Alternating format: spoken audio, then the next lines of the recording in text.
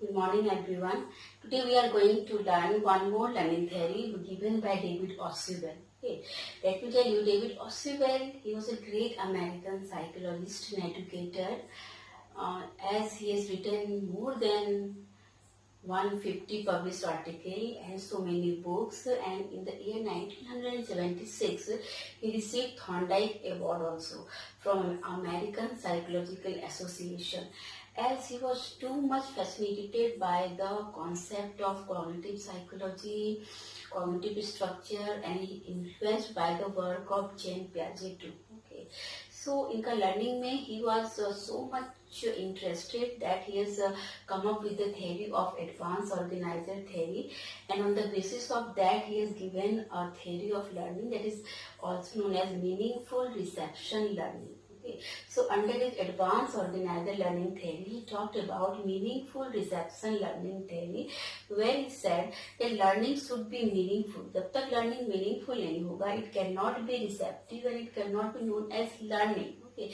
As child has the ability to learn the familiar thing more fast, and जितना भी child are exposed to the outer world or real world or the meaningful context, उतना ही वो उन चीजों को receive करेंगे and it will result in the learning. Okay. Basically, in short, I will tell you, this advanced organizer means anything which you organize in advance. Okay. Means जो भी learning है, जो भी information है, जो भी ideas है, what you are going to exchange, you are going to share, or what you are going to impart, उसके बारे में आप जो है एक brief frame, एक brief जो उसका एक structure है, वो अगर आप advance मतलब before hand जो आप उसको उसका एक जो organization कर देते हो सामने वाले के mind में, that is known as advanced organizer. And on the basis of that theory, he has developed this theory. Basically, अगर आप एक word बोलो advanced organizer के लिए, so we can say the concept mapping. Okay, concept mapping और mind mapping. जो भी concept आप पढ़ने जा रहे हो, जो भी content आप पढ़ने जा रहे हो, उसके regarding जो आप एक mind mapping करते हो, जो concept mapping करते हो कि okay, ये concept है, इसका ये सारा सब कॉन्सेप्ट है, ये और उसका सब थीम्स है, ये उसमें क्या है, वाइटल पॉइंट्स है, these are the highlights. So now you have a complete picture कि what you are going to learn, what you are going to study. Okay, so जो एक कंप्लीट इमेज आपके सामने होता है किसी भी चीज को करने के लिए. इवन अगर सिंपल लैंग्वेज में अगर हमें सपोज आपको यहाँ से किसी अननोन जगह में जाना है, from your home you have to go to a place जो आप पहले से नोन नहीं है, so can you move without any direction? No. अगर आपको पहले से पता है कि आपको कैसे जाना है, straight then left then right, और you are having any map कि आप यहाँ से वहां तक कैसे जाओगे. Now we are using the Google map also. तो जब तक हमारे पास एक डायरेक्शन होता है, एक स्ट्रक्चर होता है, तो उस काम को करना, उस चीज को सर्च करना हमारे लिए बहुत इजी हो जाता है. सो that is the concept of advance organiser कि इन एडवांस आपका जो भी लर्निंग है, जो भी आपका कंटेंट है, जो भी आपका टॉपिक है, उसके बारे में आपको एक ब्रीफ आइडिया दिया जाए, so that your mind must have one particular structure, one particular concept of what you are going to learn. Okay? So that is the base of this theory. So here we talk about the meaningful reception learning, जिसके लिए what Ausubel is saying, for meaningful reception learning, ये क्या करता है हमारा, it act as a sub-swimming bridge. Okay, that learning theory, it acts as a sub-swimming bridge. Sub-swimming bridge means what child already know, okay, and what child is going to know. उसके बीच का जो gap है वो आपको क्या करना है, सबस्यूम करना है, उसको आपको भरना है. क्योंकि child is not a blank canvas, everybody is not a blank canvas. पहले से आपके पास कुछ है, एंड जो भी आपका रिलेटेड इंफॉर्मेशन है, जो भी आपका रिलेटेड लिंक है, जिसके बारे में आप जानने के लिए आपको है, उस दोनों के बीच में जो गैप है, जो दूरी है, उसको हम लोग क्या करते हैं, through certain information, through certain context हम लोग उसको फिल करते हैं. That is meaningful reception learning का एक पार्ट है. नेक्स्ट क्या है, cognitive structure. Okay, Ausubel and every cognitive psychologist has a believe that कि every child and every person, we are having our unique cognitive structure. हम लोग सबका एक unique cognitive structure है जहाँ पे we can process the information, we can store the information, we can retrieve the information, we can collect, means जहाँ that part is responsible for our any action, reaction and learning. So जब तक कोई भी knowledge, कोई भी information आपके इस cognitive structure को अपील नहीं करता, यू कैन नॉट लर्न. आप कितना भी किसी भी चीज को क्रैमिंग कर लीजिए अकॉर्डिंग टू बिहेवियरिज्म, आप उसको ऐसा हैबिट फॉर्मेशन कर लीजिए, but ultimately you will forget because it is not associated with your cognitive structure. आपको किसी भी इंफॉर्मेशन जो प्रोसेस करने का जो थिंकिंग एबिलिटी, जो आपका थिंकिंग कैपेसिटी है, अगर उसके साथ किसी भी लर्निंग को एसोसिएट एसिमिलेट ना किया जाए तो वो क्या होगा, वो आपका रिसेप्टिव नहीं होगा, मीनिंगफुल नहीं होगा. लर्निंग तभी मीनिंगफुल होगा when it is associated and assimilated with your cognitive structure. Next क्या है आपका intellectual scaffolding. Okay, scaffolding word is coming from Vygotsky. He emphasized this word too much for his zone of proximal development. So intellectual scaffolding, what it means? It means the gap between the what child know and what child can know, what child do and what child can do. ये जो gap होता है कि बच्चा क्या कर सकता है और बच्चा क्या कर रहा है, बच्चा क्या जानता है और बच्चा क्या जान सकता है. तो everything, as we believe कि child knows everything, it's true according to psychological aspect also. Child हर कुछ जान सकता है, समझ सकता है, but he needs only direction. He needs a organized systematic hint.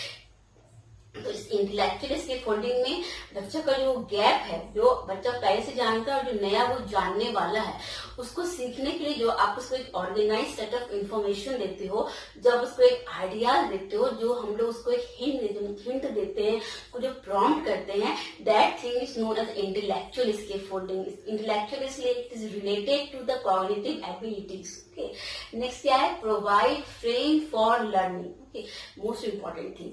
Advance organiser को अगर है इम्पोर्टेंस क्यों, it provide frame for learning. Advance organiser जो है, सी अगर आप कोई भी चीज आपको अचानक से आई विल स्टार्ट टीचिंग, आपके माइंड में पहले से कोई स्ट्रक्चर नहीं है, आपके माइंड में पहले से कोई उसके बारे में कोई क्या बोलोगे रीइंफोर्समेंट नहीं है, then how you learn. Okay, so यहाँ पे क्या होता है कि before actual teaching, teacher talked about certain things. Suppose I have to teach you some drama of Shakespeare और एनी शॉर्ट स्टोरी और एनी नॉवेल. ओके, सपोज अचानक से I will just come and I will start teaching As You Like It और the Tempest. Okay, child will feel what ma'am is teaching, so many characters they are coming one by one, child will get so complex and उसका interest चला जाएगा and hardly they will understand anything.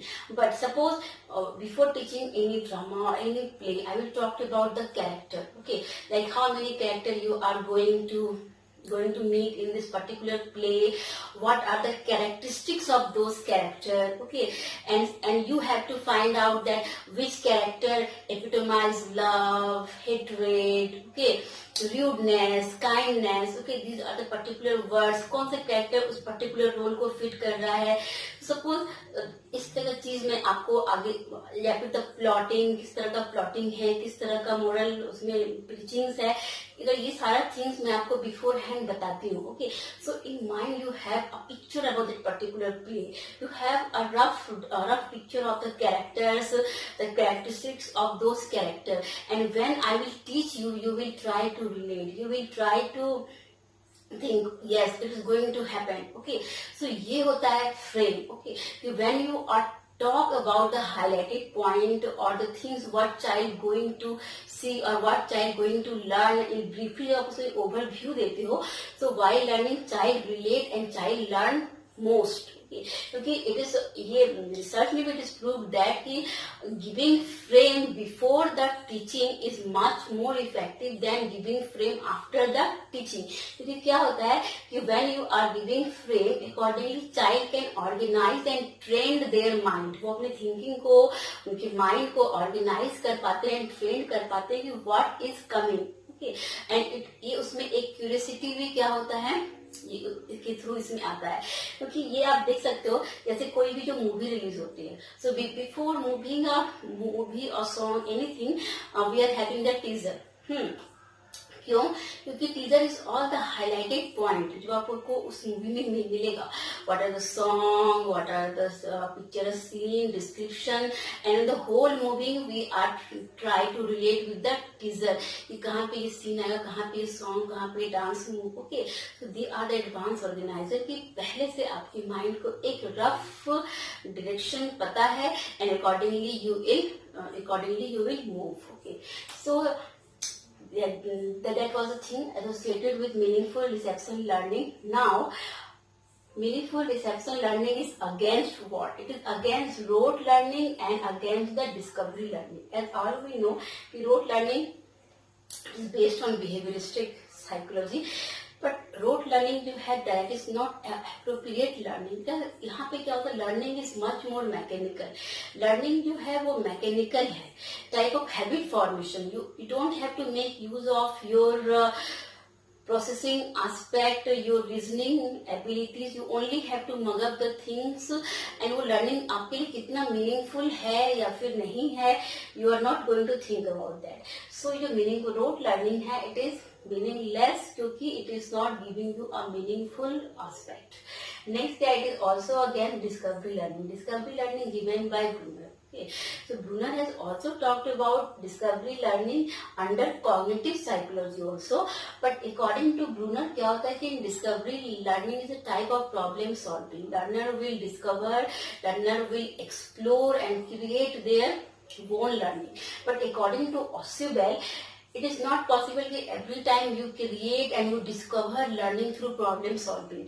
It is much better that you are exposed. The child must be exposed to the various situation, various learning, various meaningful context, and from there they will learn. तो इस matter पे there is a difference between, though both Brunner and Ausubel both belongs to cognitive psychology and both follow that, but दोनों में ये basic difference है कि Ausubel believe कि आप जितना exposed होगे to the environment, to the stimulus, to the situations, to the meaningful context, उतना child learn करेगा. And Brunner believe, every time you have to discover your own learning, you have to explore. Okay, so Ausubel, he was so much with the meaningful reception learning. He give child the meaningful context in the meaningful way, and they will receive the things and they will come up with their learning. Okay, and this theory, इसमें we are having the phases of advanced organizer. कि जब भी आपको child को you have to give them the advanced organizer, what will be the phases? Okay, like the first phase we are having presentation of advanced organizer. Second, we are having presentation of learning task. Third, we are having strengthening cognitive organization. Okay, first presentation of advanced organizer. What happened? कि आपने जो भी पढ़ाना है, जो भी concept आपको देना है, उसके लिए you have to present like aim of lesson. Means जो भी आपका लेसन है, जो भी आपका टॉपिक है, जो भी आपका कंटेंट है, उसके बारे में उसका कोई एम है। Why this topic is in the text book, इसका इम्प्लीकेशन क्या है, what is the use in the day to day life, what we are going to learn from this, how this lesson shape their learning and their personality. Okay, awareness of relevant knowledge and this knowledge, how this knowledge help them to attain the new knowledge, या फिर how this knowledge is related with the past knowledge जो उन्होंने receive किया है. So in that way you have to talk in advance, you have to organize their past and present learning, जो वो पहले सीख चुके हैं और आज जो सीखने जा रहे हैं, दोनों के बीच में क्या relationship है, that you have to talk about. The presentation of learning task. Okay, means learning task means main body of the content topic, means जो वो लर्निंग करने जा रहे हैं उसके बारे में आप उनको बता रहे हो कि how they will move. Okay, like logical presentation of learning material, means जो वो पढ़ने जा रहे हैं उसका जो ऑर्डर होगा, उसका जो एक हायरार्किकल स्ट्रक्चर होगा, उसका जो वेरियस एस्पेक्ट्स ऑफ लर्निंग होगा, उसको एक लॉजिकल फ्रेम में, एक लॉजिकल वे में आप उनको उनका एक ब्रीफ आइडिया देते हो कि today we are going to learn so and so things through so and so process, it will result in so and so way. क्योंकि इससे क्या होता है कि उनके माइंड में क्लियर पिक्चर है कि स्टेप बाय स्टेप, इसको आप बोल सकते हो कि स्टेप बाय स्टेप वो कैसे मूव करेंगे, स्टेप बाय स्टेप वो कैसे लर्न करेंगे, इसका उनको एक क्या आएगा, माइंड में रफ आइडिया आएगा। Next is strengthening cognitive organisation. Okay, so that told you cognitive organisation means उनका जो माइंड में उनका स्ट्रक्चरिंग हो रहा है उसको आपको क्या करना है, स्ट्रेंथन करना है, मतलब मजबूत करना है।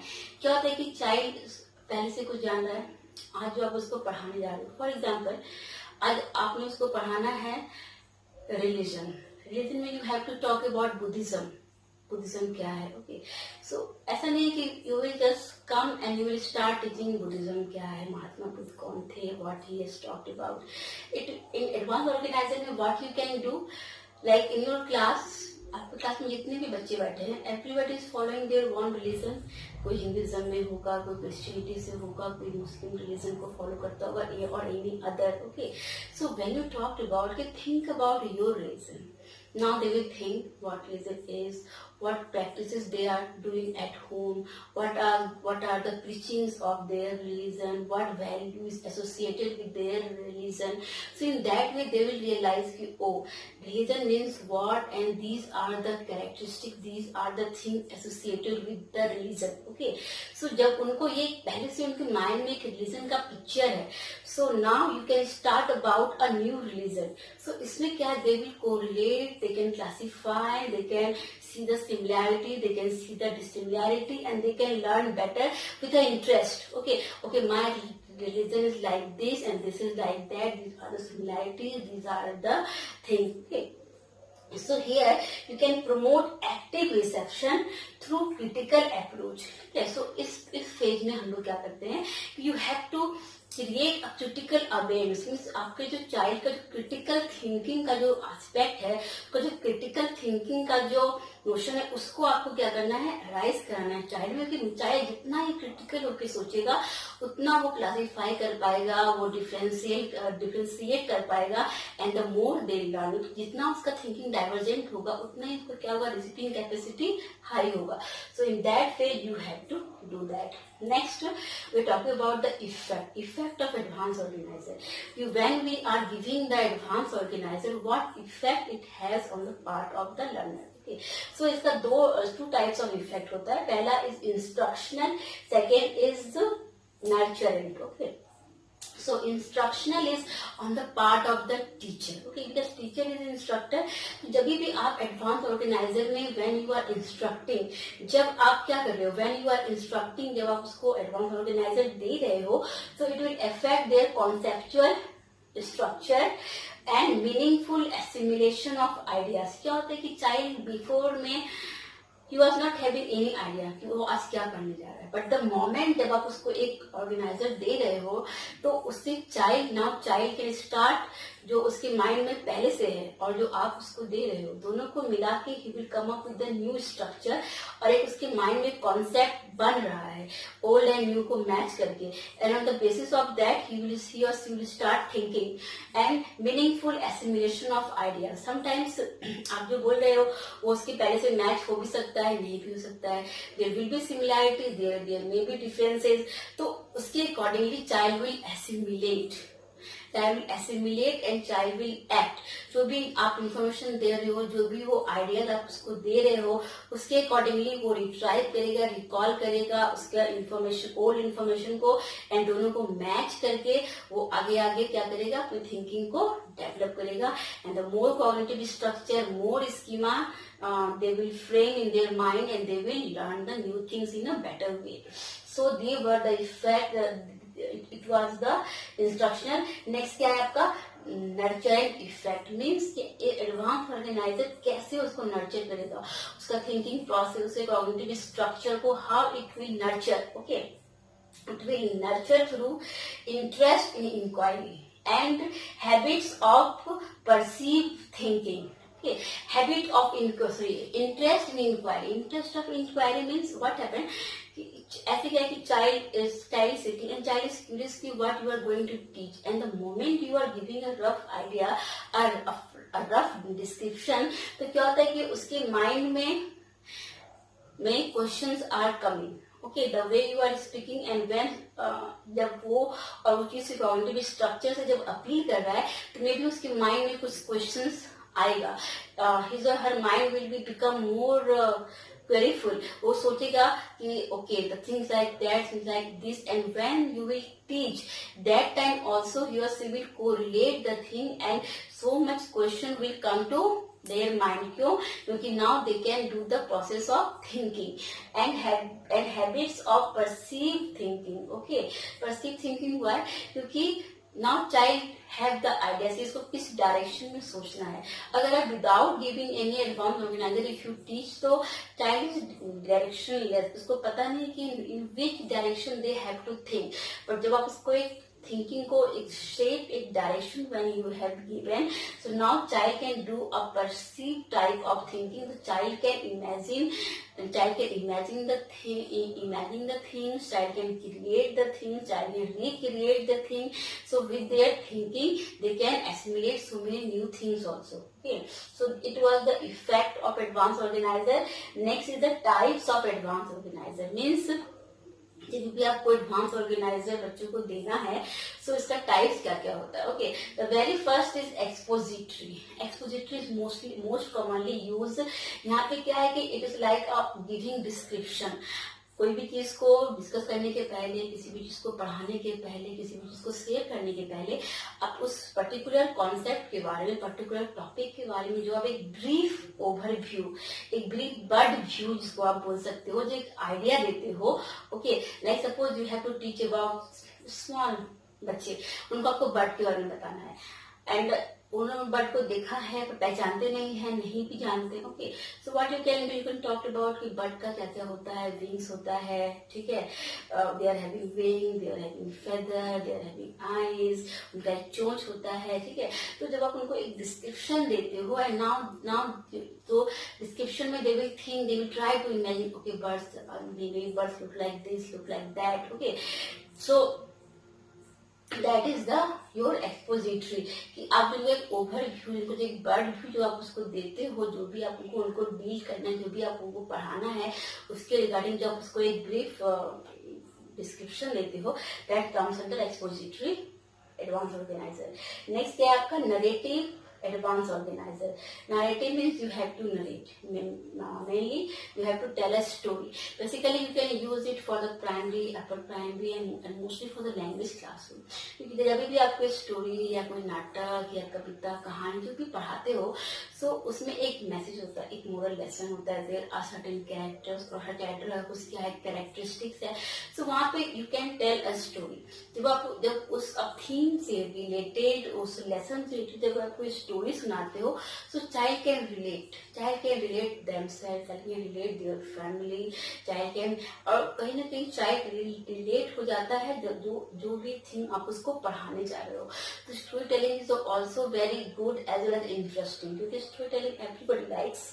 जब आप स्टोरी टेलिंग करके पढ़ाते हो तो बच्चे उसको नॉट ओनली इंटरेस्ट से सुनते हैं, और उससे जब रिलेटेड थिंग जब आप उनको टीच करोगे, सो चाइल्ड विल रिलेट एंड उसका जो क्यूरियोसिटी लेवल, उसका जो इंक्वायरी लेवल है वो भी क्या रहेगा, बहुत ही हाई रहेगा.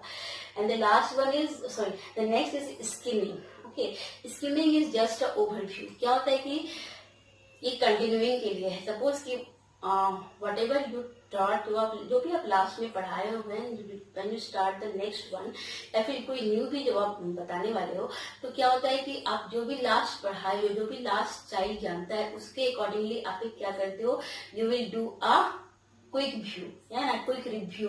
अब जो क्विक रिव्यू करते हो, जो ओवरव्यू करते हो, दैट इज स्किमिंग. मतलब क्विकली एक टाइप ऑफ रिकैप्चुलेशन. आप क्विकली आप जो पढ़ा, जो मैंने जो हाईलाइटेड थी उसको आपने बताया एंड देन आगे आप उसको मूव किए. तो that is skimming type of overview, और you can say the quick review और recapitulation. Last is graphic organiser. Graphic organiser means क्या होता है कि विजुअल. ओके, एवरीबॉडी नोज कि देखा हुआ चीज लंबे टाइम तक याद रहता है. ओके, जो visual gives you a long lasting memory. ठीक है, तो जब भी हम किसी भी चीज को देखते हैं तो उसका जो इम्पैक्ट हमारे माइंड में होता है वो लॉन्ग लास्टिंग होता है. तो even long, not only long lasting, उसका जो क्या बोलोगे, उसका जो तुरंत का भी जो इफेक्ट होता है वो भी बहुत इंटरेस्टिंग होता है। तो वाइल टीचिंग एनीथिंग, अगर आप कोई उनको प्रेजेंटेशन दिखाते हो, कोई शॉर्ट क्लिप दिखाते हो, कोई फ्लैश कार्ड, कोई फेनल बोर्ड, कोई भी प्रेजेंटेशन दिखाते हो, तो इससे भी उनका एक जो क्यूरियोसिटी का लेवल है it will high. Okay, I will give you one example. There is a one story in NCERT book class 8, okay, tsunami. Okay, I taught that one also. तो tsunami, suppose you have to teach tsunami, सारे बच्चे को tsunami नहीं देखे हैं, okay, आपको उनको tsunami पढ़ाना है. Suppose if you will go on reading, model reading, then reading and you are teaching, it may seems boring and बच्चे they can't relate themselves. Okay, tsunami एक उनके लिए they have not faced, तो उनके लिए एक डिफरेंट है. But suppose कि जैसे 2006 में जो एक सुनामी आया था, सपोज क्या अगर आप उसका कोई क्लिप फ्रॉम द यूट्यूब और फ्रॉम एनी सोर्स, अगर आप उनको वो जो दिखाओगे, suppose they can visualize the how tsunami comes, what destruction it brings, the story of survivors. Okay, so because in a story everything is about that, the destruction, the survivors, उसमें animals का क्या हुआ, how they survived and all. तो जब आप उसको एक graphic वो आप दिखाए हो, now they become so curious, they have a particular idea, oh tsunami looks like that, what destruction, devastation it can bring, they are the survivors. तो उसके बाद जब आप उसको पढ़ाओगे, so they will relate and they will have a everlasting interest. Okay, so that is the importance of advanced organizer.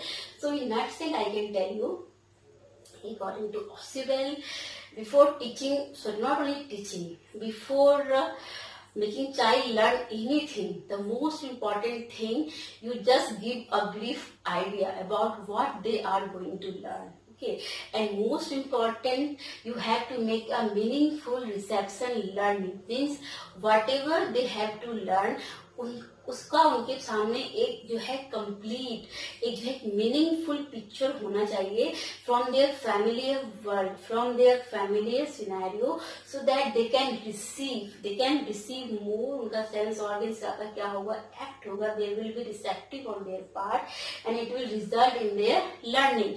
और ये जो लर्निंग होगा इट इज एवर लास्टिंग, क्योंकि चाइल्ड दे हैव समथिंग, और जो उनमें उसमें जब आपको कुछ ऐड करना है तो it should be from a meaningful aspect, so that वो ऐड हो फॉर, और वो आगे भी क्या हो, कीप हो सके.